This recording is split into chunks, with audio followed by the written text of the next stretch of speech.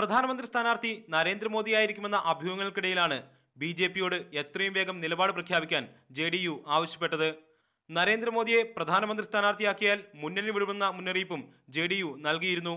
ഡൽഹിയിൽ നടക്കുന്ന ദേശീയ എക്സിക്യൂട്ടീവിന് മുന്നോടിയായി ബി.ജെ.പി നേതാക്കൾ നടത്തിയ അനുരഞ്ജന ചർച്ചയിലാണ് നിലപാടിൽ അയവ് വരുത്താൻ ജെ.ഡി.യു തീരുമാനിച്ചത്. ഘടകകക്ഷികളുടെ ഏതു പ്രശ്നവും ചർച്ച ചെയ്യാൻ പാർട്ടി തയ്യാറാണെന്ന് ബി.ജെ.പി അധ്യക്ഷൻ രാജ്നാഥ് സിംഗ് പറഞ്ഞു. और यदि कोई बात होगी भी तो हम लोग मिल बैठकर उसका समाधान निकालेंगे.